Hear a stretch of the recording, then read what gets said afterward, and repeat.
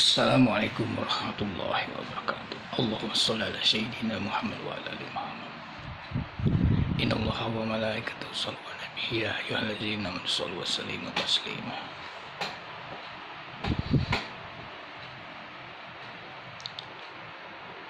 Saya adalah warga negara Indonesia, tinggal di Sumatera bagian selatan, Kota Palembang. Alamatnya yang jelas Jalan Lejen Bambang Utoyo, Lorong Cianjur 1 ya. Saya ulangi, Lorong Cianjur 1 nomor 669, atas nama Pria Novansa, panggilan Ivan.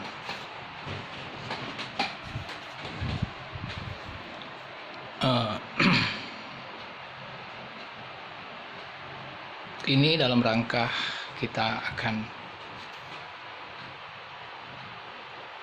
mengadakan pesta demokrasi terbesar pada tahun 2024 ini ya, bulan 2 Februari 2024. Kita akan mengadakan pemilihan presiden. Presiden dahulu adalah Insinyur Joko Widodo yang telah mengabdi kepada negara ini dan mengembangkan negara ini hingga tuntas dalam kurun waktu 2 periode ya, 2014 sama 2019, dan 2024 ini 2024 ini dia masa baktinya habis ya.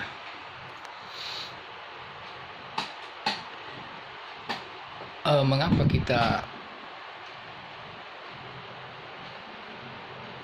dibatasin oleh dibatasin periode ya, hanya boleh 2 periode, sementara dulu ada presiden terdahulu, presiden kedua yaitu Insinyur Haji Soeharto, yaitu mencapai 32 tahun, berarti 6 periode.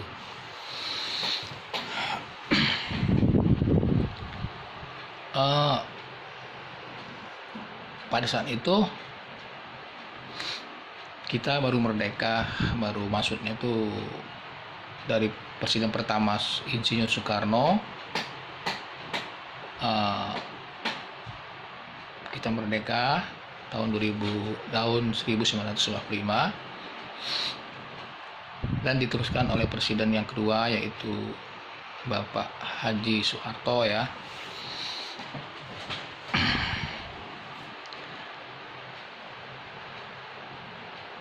Karena rakyat Indonesia ini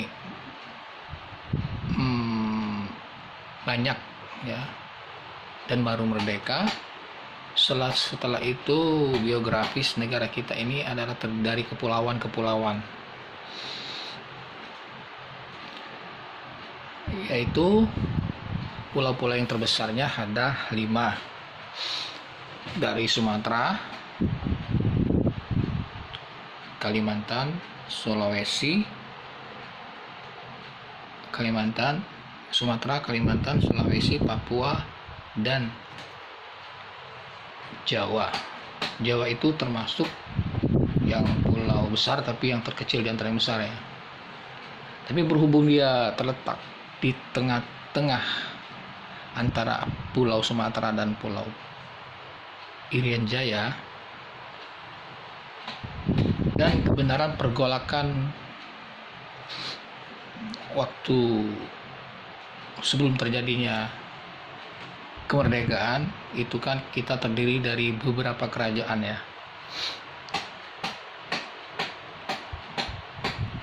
Karena kita semua kerajaan itu diperangi oleh pendatang-pendatang dengan alasan dagang pertama ya. Lantas kedua, lantas dia merasa Indonesia ini adalah negeri yang kaya pulau-pulaunya, maka dia ingin menguasai, yaitu dari Portugis pertama ya, Portugis, Belanda, Inggris juga pernah, Jepang juga pernah, dan Cina juga pernah. Tapi Cina untuk menjajah Indonesia, dia dengan tidak kekerasan ya, dia mencoba membaur dan bersatu kepada penduduk-penduduk lokal gitu ya. Dia dengan berdagang hingga dia tidak tampak bahwa dia itu ingin juga menjajah Indonesia, tapi tidak separah dengan negara-negara lain ya, seperti Belanda terutama. Belanda itu menjajah kita menurut sejarah itu 350 tahun. Atas kita merebut merdeka sebentar, direbut lagi oleh Jepang kalau tidak salah 3,5 tahun ya. Merdeka mau direbut lagi oleh Belanda, nggak bisa. Dan kerajaan-kerajaan seluruh di Indonesia itu bersatu berkat karena pemuda Indonesia bersatu dengan beberapa masalah ya, karena merasa kayaknya ini sudah ikut campur tangannya Allah Subhanahu wa Ta'ala ya, hingga dipersatukan kita dan kita membentuk negara Indonesia yang banyak yang diperkasai oleh orang-orang pintar ya. Maksudnya orang-orang yang punya pendidikan ilmu ya. Kalau mau lebih jelas, silakan pelajari sejarah perjuangan Indonesia. Nah, di situ yang memproklamirkan pertama itu adalah Insinyur Soekarno dan Muhammad Hatta ya di situ. Dan isinya proklamator itu silahkan dibaca sendiri di proklamator. Kami bangsa Indonesia dengan ini menyatakan kemerdekaan Indonesia. Itu kan. Jadi Indonesia dinyatakan oleh Bapak Soekarno ya. Dan seterusnya ya. Hingga kita mengalami proses-proses dan mulai bergejolak, mulai berkembang dan mulai karena diangkatlah proklamator kita Insinyur Soekarno menjadi presiden pertama kita ya, Republik Indonesia. Setelah berapa tahun dia memimpin negara Indonesia ini, lantas bertukar lagi dengan Bapak Haji Soeharto ya, dengan beberapa liku-likunya ya, beberapa dengan terjadinya ya, hinggalah Pak Soeharto yang menjadi presiden kita yang kedua. Nah, disinilah kita bangsa Indonesia mengalami kepemimpinan yang lama ya, hingga 32 tahun, karena memang Bapak Jenderal Soeharto ini basisnya dari militer ya. Dia tahu untuk strategi peperangan, strategi keamanan, karena dia dari ABRI ya, dari militer. Dan memang pada saat itu memang dibutuhkan, walaupun Bapak Insinyur Soekarno juga hebat juga ya, tapi memang harus ada pergantian ya, regenerasi gitu ya. Bagaimana ceritanya? Silakan baca sejarah. Kita jangan melihat sejarah yang negatifnya ya, kita ambil positifnya bahwa kita satu kesatuan negara Indonesia ya. Jadi kita untuk kemajuan ke depan semuanya itu proses ya. Dari presiden pertama, kedua ya, proses.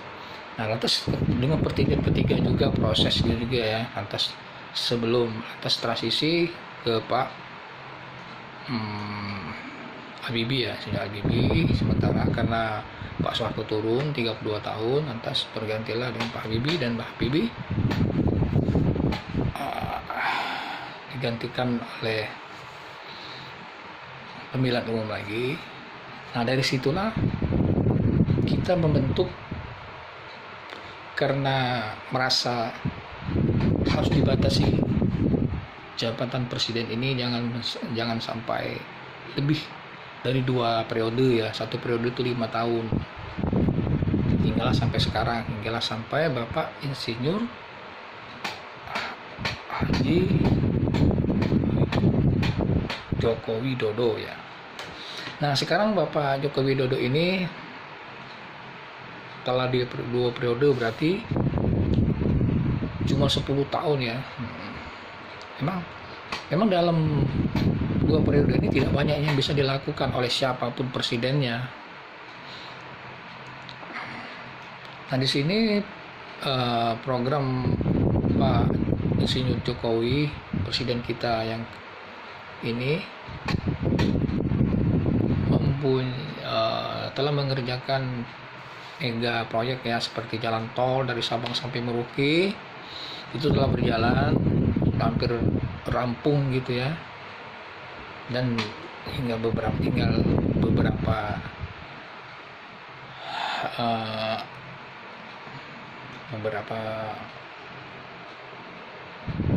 kilometer lagi yang sama menyambung ya, akan diteruskan oleh presiden berikutnya. Dan kedua mega proyek yang terbesar adalah IKN ya. IKN itu Ibu Kota Negara Nusantara.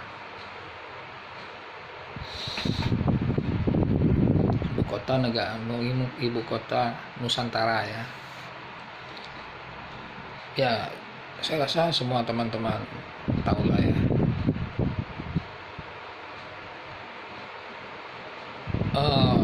Pada saat kepemimpinan Bapak Insinyur Joko Widodo yang kedua periode ini, itu terjadi wabah ya, kita di seluruh Indonesia kena wabah COVID namanya. Di situ semua semua penduduk dunia gitu ya, untuk yang meluasnya dan juga kita mengurangi kematian biar populasi ini manusia jangan sampai habis, makanya kita diberi aturan untuk jangan banyak keluar rumah ya, beraktivitas, kecuali beraktivitas untuk konsumsi makanan ya. Otomatis semua perusahaan pedagang kecil itu otomatis kebanyakan stuck. Jadi selama 2 tahun itu banyak perusahaan yang besar yang rubuh, yang kecil yang menengah rubuh, yang kecil apalagi. Dan situlah Indonesia mengalami tidak berputarnya sirkulasi keuangan kita ya, macet gitu ya. Ya kalau bagi yang kaya-kaya itu ya dia masih ada simpanan, walaupun setengah kaya mungkin dia ada mobil, motor dia bisa jual. Ya bagi rakyat-rakyat yang memang yang makannya hanya dapat makan sehari, itu gimana coba? Ya kan dia mengharapkan benar dari bantuan pemerintah, relawan-relawan, dan bantuan-bantuan dari masyarakat yang lain yang mampu ya, dikoordinirkan gitu. Nah sekarang kita terlepas dari COVID, jadi dalam kepemimpinan yang kedua Jokowi ini 5 tahun ya, cuma 3 tahun yang beroperasi, 2 tahun ini stuck. Jadi otomatis tidak bisa mengejar pembangunan IKN gitu. Makanya terdengar isu-isu mau 3 periode gitu kan. Lantas bagaimana? Lantas 3 periode tidak bisa diusulkan. Nah, inilah pada saat pemilihan presiden ini entah siapa yang nyeting ya, nggak tahu ya. hingga kebenaran Pak Joko Widodo ini mempunyai 2 putra ya. Satu jadi wali kota Solo, satu menjadi ketua PSI. Ya kita langsung aja ya prosesnya, pokoknya dia. Jadi anak yang pertama ini adalah namanya Gibran ya. Dia jadi wakilnya Pak Prabowo dari Partai Gerindra, dan adiknya jadi ketua Partai PSI, dan Pak Jokowi siap-siap menyerahkan tongkat estafetnya kepada presiden yang berikut.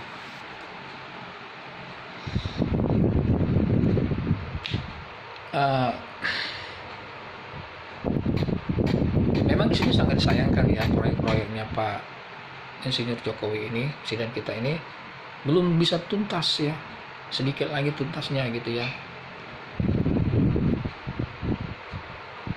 Jadi hingga dia berharap kepada presiden berikutnya ingin melanjutkan dan meneruskan IKN itu, jangan sampai diberhentikan, yang sangat di stop gitu, nanti bisa mangkrak gitu maksudnya. Dan juga presiden Jokowi Dodo juga maunya sih dia yang menyelesaikannya gitu, makanya dia ingin sekali. Tapi apa boleh buat ya, undang-undang atau konstitusi kita menyatakan memang nggak bisa lagi 3 periode gitu ya. Enggak, entah siapa gitu kan, entah siapa tadi memasukkan Gibran menjadi wakil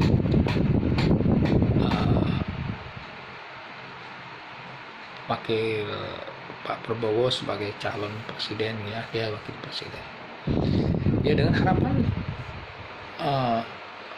Pak Jokowi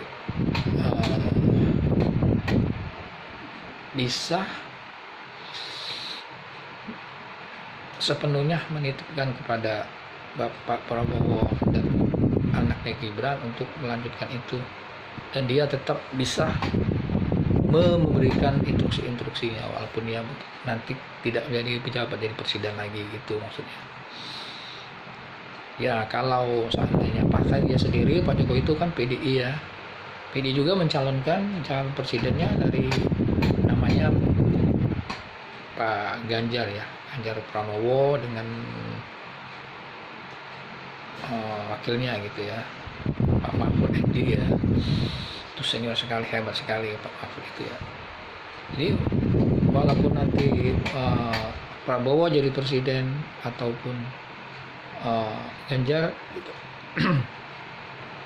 itu akan melanjutkan semua proyek-proyek yang telah dijalankan oleh Pak Jokowi ya.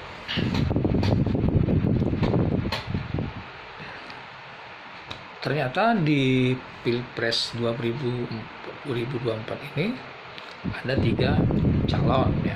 Satunya ialah Pak Anies, Rashid, Pak Wisnu ya. Itu pasangan Caimin, panggilannya ya Amin. Nah, ini dia berbeda sangat berbalik benar-benar antara telapak tangan ini ya. Ada yang luar, ada yang dalam gitu ya, bisa berbalik gitu ya. Ada bagian luar, ada bagian bawah. Atau koin lagi, koin itu kan ada 2 sisi ya. Satu lambang burung Garuda atau gambar rumah gitu ya.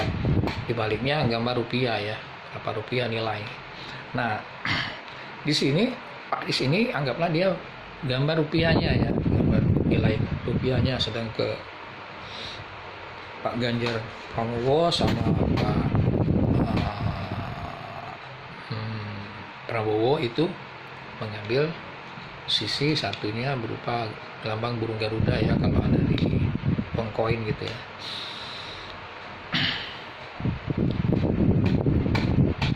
Di sini beradu gagasan ya, sebelum tanggal bulan Februari 2004 nanti ya laksanakan. Sebenarnya yang ingin saya sampaikan di sini bahwa untuk siapapun presidennya gitu ya, jangan khawatir gitu ya, dilanjutkan atau tidak program yang telah dikerjakan pada masa dia menjabat gitu ya. Ya kalau memang masih sedikit lagi belum selesai, ya udah gitu kan, serahkan kepada presiden berikutnya siapapun juga. Apalagi kan IKN ini kan sudah dimasukkan undang-undang gitu kan ya. Jadi ya saya rasa Pak Jokowi lebih hebat nih, lebih negarawan, atau sebagai sosok presiden yang baik ya, semuanya baik sebenarnya. Jadi jangan merasa takut, siapapun juga presidennya tetap akan melaksanakan IKN itu, walaupun tanpa di undang-undang, walaupun tidak.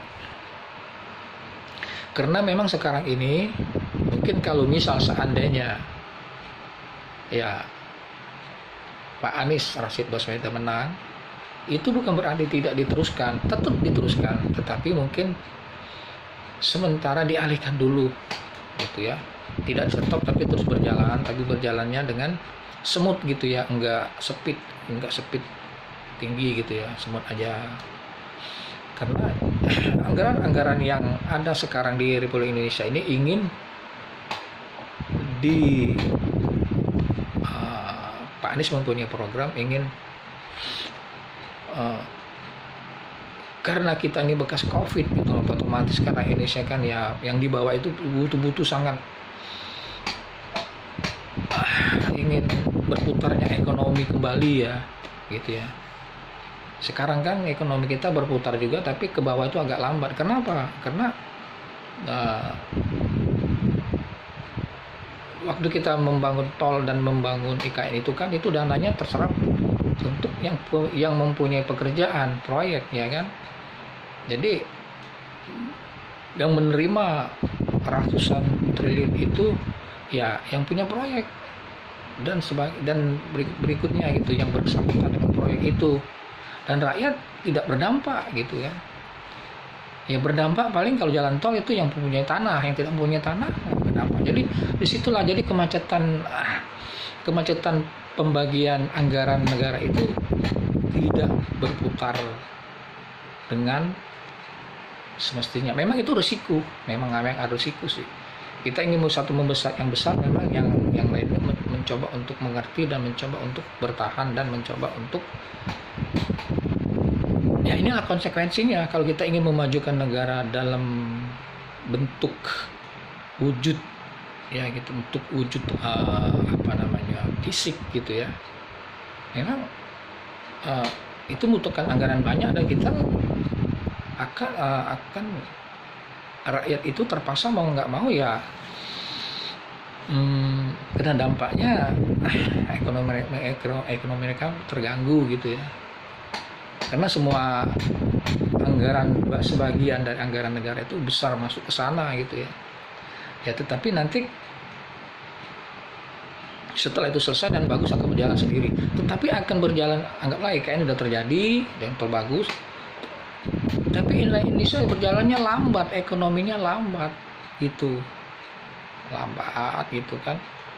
Mungkin banyak di situ akan terjadi kriminal ya, akan terjadi banyak penyakit, akan terjadi banyak pokoknya bersifat negatif. Karena tidak semua rakyat Indonesia itu walaupun dia beragama apapun, tidak semuanya kuat menahan penderitaan perut gitu ya, untuk makan sehari-hari, kebutuhan, untuk sekolah, untuk istri, itu tidak akan kuat. Disitulah nanti jadi negaranya maju hebat, tapi rakyatnya liar gitu ya. Itu kalau pendapat pandangan saya. Nah, jadi disinilah tugasnya kalau Pak Anies Baswedan ingin sementara ini bukan diberhentikan atau di-stopkan IKN itu, kalau saya akan menilainya kan, itu akan berjalan tapi smooth gitu ya, berjalan lama, ingin menyelesaikan semuanya. Jadi IKN itu tetap berjalan walaupun tidak cepat, dan Pak Baswedan ingin sejahterakan dulu rakyat-rakyat yang di bawah ini. Ya kalau rakyat-rakyat yang di atas itu ya aman, mereka nggak pusing, uangnya banyak, dia nggak kerja 10 tahun aja dia bisa makan. Yang menengah juga sekarang udah jadi miskin, sudah menjadi rakyat miskin, dia habis semua aset-aset dijual gitu kan. Jadi sinilah tugas Pak Anies Baswedan itu sebenarnya ingin memulihkan lagi ekonomi rakyat gitu. Jadi bagi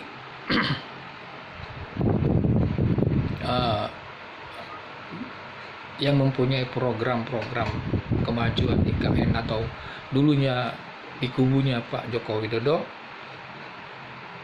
ya mencoba untuk memahami Pak Anies dan bahkan justru dibantu dong, dipercepat ekonomi rakyat ini bisa berulang jalan cepat.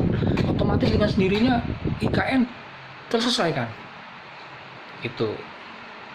Jangan kita memaksakan diri. Ini akan kalau memaksakan diri bisa. Seandainya Prabowo menang atau Ganjar menang, dipercepat tuh IKN, rakyat makin bahaya loh. Ya rakyat ya gimana ya? Yang kuat pasti menang. Jadi terjadilah hukum rimba nanti di bawah. Mulai terjadi lagi hukum rimba. Nah gitu kan. Ya walaupun ya kalau syukur-syukur kalau presiden kita tanggap untuk keamanan kriminal ini diperketat, dijaga gitu kan, bisa ditekan kriminal misalnya, atau bisa juga dicepat dia rakyat tetap diatur gitu kan, supaya ekonomi kecilnya berjalan, UKM-nya. Tapi itu tidak akan bisa berjalan karena dananya tuh bukan nggak ada, sedikit. Rakyat Indonesia kan banyak ini. Dari sektor itu jalan lambat. Pertama misalnya pabrik beras aja, itu kan menggelontorkan itu kan ada dananya, itu salah satu produk aja Pak itu beras gitu ya, belum kebutuhan yang lain seperti minyak, ya gula, ya kan, dan menu-menu makan yang lain, sayur dan hasil perkebunan itu hanya untuk perut aja. Belum dia ingin mempunyai sekolah anak, untuk yang kontrak bisa mikiri bagaimana membayar kontrak atau membayar listrik apalagi membengkak, dia punya kendaraan, bayar minyak tambah naik, bagaimana ya kan. Apakah demi suatu ambisi, ya bukan ambisi, memang keharusan ya untuk memajukan negara, hanya untuk memaksakan kemajuan fisik dari negara itu biar mewah, tapi rakyatnya anjlok gitu ya, anjlok, hancur, banyak tidak kepercayaan. Nah, gimana ya? Ya merasa sebenarnya rakyat itu gini ya. Sebenarnya rakyat itu mudah loh sebenarnya. Cukup ya, bukan nanti dimudah-mudah kan, artinya kan ya rakyat juga paham dong. Ya artinya tuh rakyat juga kan ingin sejahtera gitu ya. Sejahtera bukan berarti sejahtera mewah gitu. Ya makannya ya nggak susah, dia bisa makan, dia bisa untuk kebutuhan anaknya sekolah, untuk kebutuhan lain-lain itu dia cukup gitu kan, ada, dan dia terserah pemerintah atau presiden atau aparat negara ingin berbuat apa, itu terserah. Rakyat ini nggak ini kok, nggak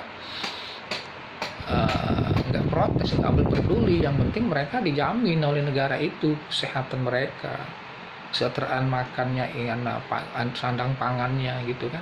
Nah disinilah tugasnya Pak Anies Baswedan, tanpa disadari gitu kan.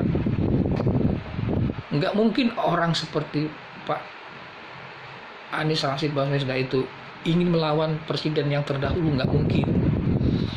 Pasti dia hormat dengan presiden-presiden yang terdahulu, apalagi Pak Jokowi, dia pernah juga menjadi menterinya Pak Jokowi, menjabat sebagai gubernur bagian pemerintah. Dia tahu benar pelayanan pemerintah itu bagus gitu kan.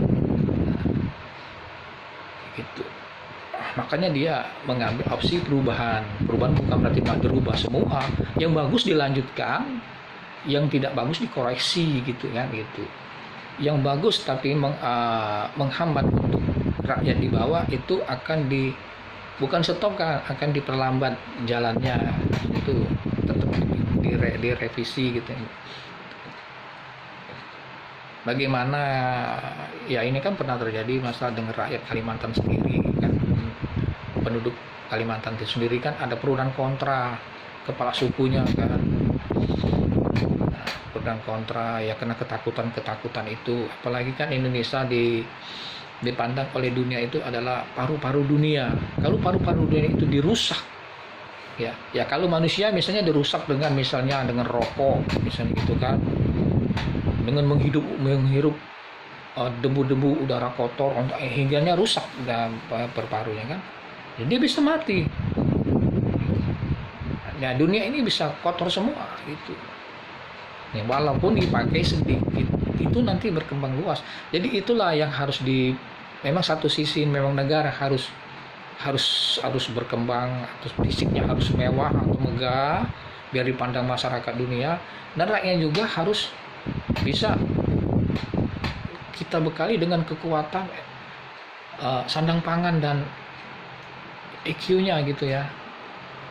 Nah, itu dengan cara dia berpikir dan bisa. Sebenarnya gini, sebenarnya kita ini jangan terlarut dengan ibaratnya itu antara rakyat ini sendiri hanya karena mencari pemimpin negara ini sebagai presiden. Sebenarnya musuh kita ini adalah di luar gitu ya. Kalau kita di dalam dilihat oleh negara luar itu hancur babak belur ya. Kalau zaman dulu mungkin kita udah mulai diserang nih, hancur Indonesia. Karena rakyatnya bentrok-bentrokan, gotok-gotokan, berkubu-kubu, ya kan? Nah, berhubung zaman sekarang ini sudah zaman republik semua, ada namanya PBB, ya ada namanya Persatuan Bangsa-Bangsa, PBB itu, dan yang lain-lain, ada persatuan lain, itu tidak bisa lagi negara lain itu akan menyerang atau menjajah negara lain, itu nggak bisa lagi, dia akan dimusuhi oleh negara-negara lain ya, gitu. Nah, mungkin seperti Palestina sama Israel itu bisa diselesaikan, tetapi itu sudah ketetapan Allah gitu kan, di dalam kitab suci Al-Quran agama Islam itu memang akan seperti itu terus gitu, tidak bisa didamaikan, tak bisa, kecuali akhir zaman, kecuali memang mendekati hancurnya dunia, seluruh alam semesta ini ya. Nah, itu janji Allah di dalam Al-Quran ya.